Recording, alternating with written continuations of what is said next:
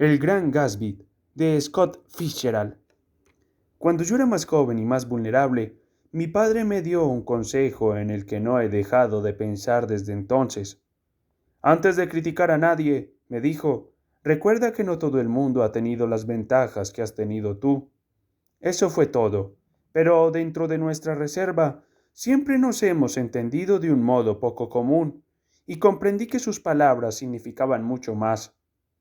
En consecuencia, suelo reservarme mis juicios, costumbres, costumbre que me ha permitido descubrir a personajes muy curiosos y también me ha convertido en víctima de no pocos pensados e incorregibles. La mente anómala detecta y aprovecha enseguida esa cualidad cuando la percibe en una persona corriente, y se dio el caso de que en la universidad me acusaran injustamente de intrigante por estar al tanto de los pesares secretos de algunos individuos inaccesibles y difíciles. La mayoría de las confidencias no las buscaba yo. Muchas veces he fingido dormir o estar sumido en mis preocupaciones, o he demostrado una frivolidad hostil al primer signo inconfundible de que una revelación íntima se insinuaba en el horizonte, porque las revelaciones íntimas de los jóvenes, o al menos los términos en que las hacen, por regla general son plagios y adolecen de omisiones obvias. No juzgar es motivo de esperanza infinita. Todavía creo que perdería algo si olvidara que, como sugería mi padre con cierto esnovismo, y como con cierto esnovismo repito ahora, el más elemental sentido de la decencia se reparte desigualmente al nacer. Y después de presumir así de mi tolerancia, me veo obligado a admitir que tiene un límite. Me da lo mismo, superado cierto punto, que la conducta se funde sobre piedra o sobre terreno pantanoso. Cuando volví del este del otoño pasado, era consciente de que deseaba un mundo en uniforme militar, en una especie de vigilancia moral perfectamente permanente. No deseaba más excursiones desenfrenadas y con derecho a privilegiados atisbos del corazón humano. La única excepción fue Gatsby, el hombre que da título a este libro. Gatsby, que representaba todo aquello por lo que siento auténtico desprecio. Si la personalidad es una serie ininterrumpida de gestos logrados, entonces había en Gatsby algo magnífico, una exacerbada sensibilidad para las promesas de la vida, como si estuviera conectado a una de esas máquinas complejísimas que registran terremotos a 15.000 kilómetros de distancia. Tal sensibilidad no tiene nada que ver con esa sensiblería fofa a la que dignificamos con el nombre de temperamento creativo. Era un don extraordinario para la esperanza, una disponibilidad romántica como nunca he conocido en nadie y como probablemente no volvería a encontrar. No, Gatsby, al final, resultó ser como es debido. Fue lo que lo devoraba, el polvo viciado que dejaban sus sueños, lo que por un tiempo acabó con mi interés por los pesares inútiles y los entusiasmos insignificantes de los seres humanos. Mi familia ha gozado, desde hace 3 generaciones, de influencia y bienestar en esta ciudad del Medio Oeste. Los Carrawhite son como un clan, y existe entre nosotros la tradición de que desencadenemos de los duques de Buccleuch, pero el verdadero fundador de nuestra rama familiar fue el hermano de mi abuelo, que llegó aquí en 1851, pagó porque otro fuera en su lugar a la guerra civil y fundó la empresa de ferretería al por mayor de la que hoy en día se ocupa mi padre. No llegué a conocer a mi tío abuelo, pero dicen que me parezco a él, especialmente al adusto retrato que mi padre tiene colgado en su despacho. Terminé los estudios en New Haven en 1915, exactamente un cuarto de siglo después que mi padre, y poco más tarde participé en esa abortada migración teutónica conocida como la Gran Guerra. Disfruté de tal modo la contraofensiva que volví lleno de desasosiego. El Medio Oeste ya no me parecía el centro candente del mundo, sino el último y miserable confín del universo, y decidí irme al este y aprender los secretos de la compraventa de bonos. Todos mis conocidos se dedicaban a los bonos, así que pensé que el negocio podría mantener a uno más. Mis tías y mis tíos debatieron el asunto como si me estuvieran buscando colegio y por fin dijeron, bien, bien, sí, muy serios, con expresión de duda. Mi padre aceptó financiarme durante un año y después de varios aplazamientos me fui al este en la primavera de 1922, para siempre, o eso creía. Lo práctico era buscar alojamiento en la ciudad, pero hacía mucho calor y yo llegaba de un país generoso en césped y árboles hospitalarios, de modo que cuando un compañero de oficina me sugirió alquilar juntos una casa en un pueblo de los alrededores, me pareció una gran idea. Él encontró la casa, un bungalow de cartón maltratado por los elementos, a $80 al mes, pero a última hora la empresa lo mandó a Washington y me fui solo al campo. Tenía un perro, o por lo menos lo tuve unos días, hasta que se escapó un doghead viejo y una señora finlandesa que me hacía la cama y el desayuno y murmuraba refranes finlandeses junto a la cocina eléctrica. Me sentí solo durante un día, más o menos, hasta que una mañana alguien que había llegado después que yo me paró en la carretera. ¿Cómo se va a West End? Me preguntó, despistado. Se lo dije, y cuando proseguí mi camino, ya no me sentía solo. Yo era un guía, un explorador, uno de los primeros colonos. Aquel hombre me había conferido el honor de ser ciudadano del lugar, y así, con la luz del sol y la explosión espléndida de las hojas que crecían en los árboles como crecen las cosas en las películas a cámara rápida, tuve la certeza bien conocida de que la vida vuelve a empezar con el verano.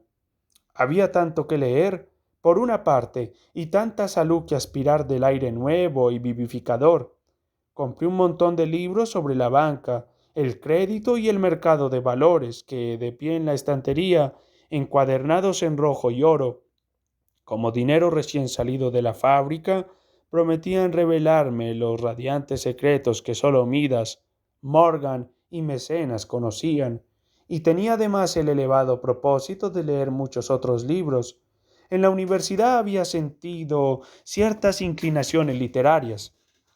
Un año escribí para el Yale News una serie de artículos de fondo llenos de tópicos y de solemnidad, y ahora iba a revivir aquello hasta volver a convertirme en el más limitado de todos los especialistas, el hombre completo. Esto no es sólo un epígrama, porque después de todo, a la vida se la observa mejor desde una sola ventana. Fue una casualidad que alquilara una casa en una de las comunidades más extrañas de América del Norte. Estaba en esa isla estrecha y bulliciosa que se extiende al este de Nueva York y donde se forman, entre otras curiosidades naturales, dos raras masas de tierra.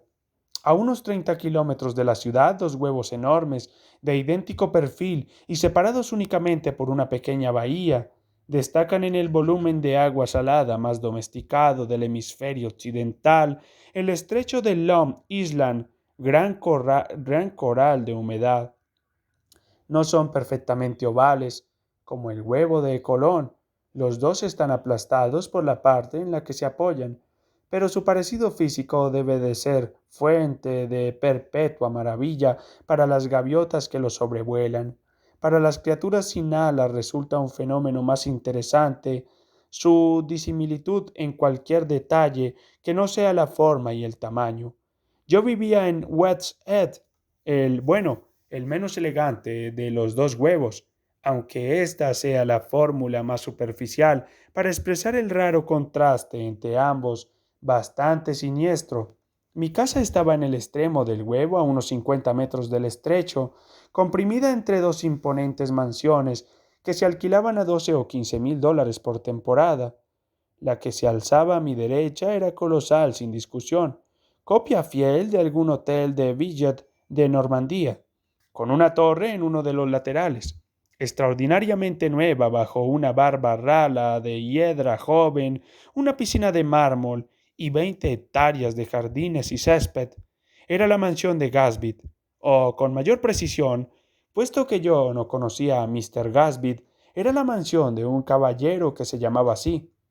Mi casa era un horror, pero un horror insignificante en el que nadie había reparado, así que contaba con vistas al mar y a una parte del césped de mi vecino, además de con la reconfortante proximidad de los millonarios y todo por $80 al mes.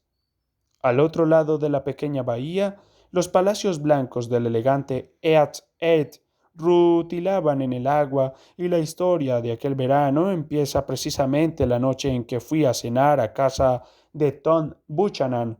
Daisy era prima lejana mía y a Tom lo conocía de la universidad y recién acababa la guerra. Pasé con ellos en Chicago un par de días.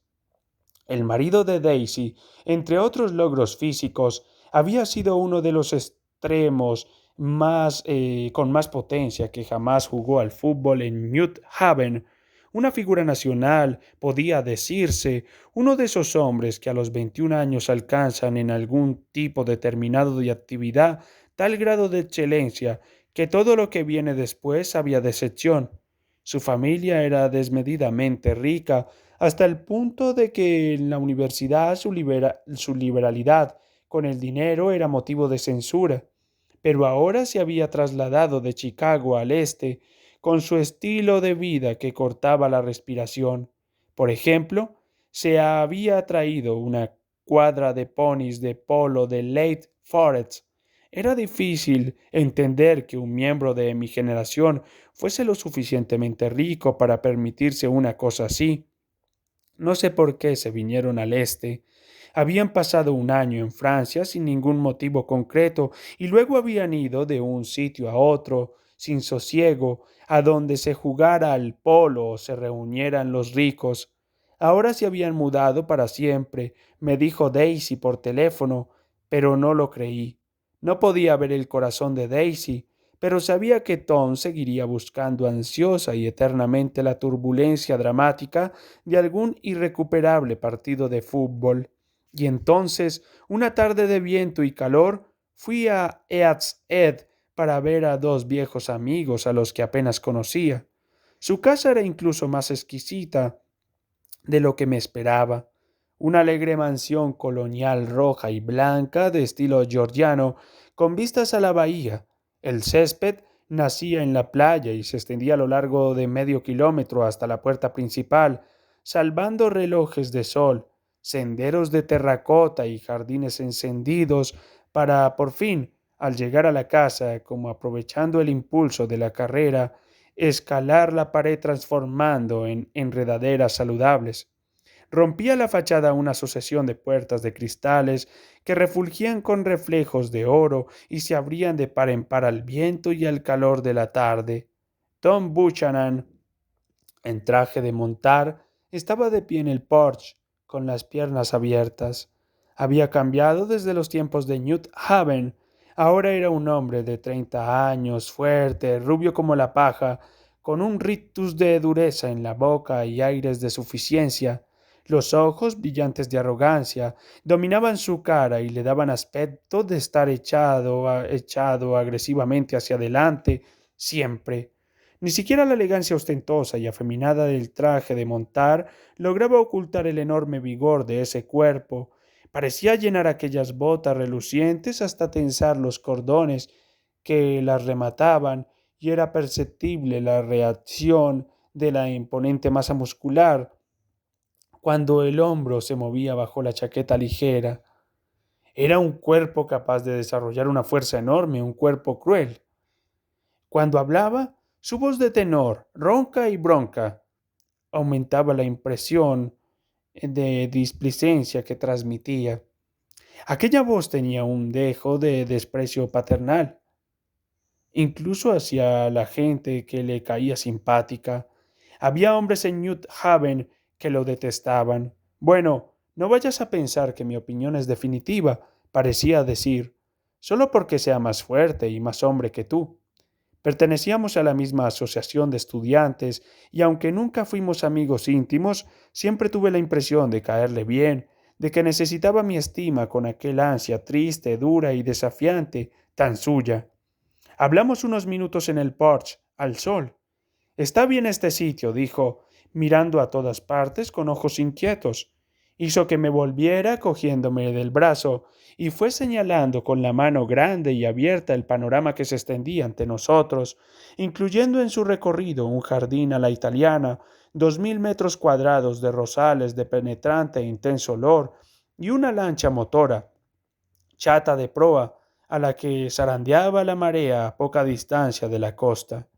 Era de Mainet, el del petróleo. Otra vez me obligó a volverme, brusco y cortés. Entremos. Atravesamos un vestíbulo de techo muy alto hasta un espacio rosa y luminoso que se unía frágilmente a la casa por dos puertas de cristales. Las cristaleras estaban entreabiertas y brillaban, blancas en contraste con la hierba fresca del exterior, que casi parecía entrar dentro de la casa. En la habitación soplaba una brisa ligera, agitaba las cortinas como banderas pálidas y divididas entre el interior y el exterior.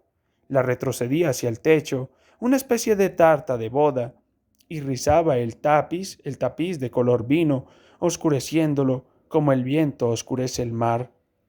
El único objeto que permanecía absolutamente inmóvil en la habitación era un enorme sofá en el que dos jóvenes flotaban como sobre un globo sujeto a tierra. Las dos iban de blanco y sus vestidos ondeaban y aleteaban como recién llegados de un vuelo fugaz alrededor de la casa. Tuve que permanecer de pie un rato, escuchando los latigazos de las cortinas y el chirriar de un cuadro en la pared. Entonces se oyó una explosión. Tom Buchanan había cerrado las ventanas traseras y cesó el viento, atrapado en la habitación, y las cortinas, los tapices y los vestidos de las dos mujeres volvieron a posarse lentamente en el suelo. No conocía a la más joven. Se había tendido en la parte que ocupaba en el sofá, completamente quieta, con el mentón un poco levantado, como si mantuviera en equilibrio algo que estaba a punto de derrumbarse. Si me había visto de reojo, no lo demostró, y casi me sorprendí murmurando una disculpa por haberla molestado al entrar en la habitación. La otra chica, Daisy, hizo ademán de levantarse, se inclinó hacia adelante con expresión decidida, y entonces se rió, con una risilla absurda y encantadora, y yo también me reí y me acerqué. Estoy paralizada de felicidad.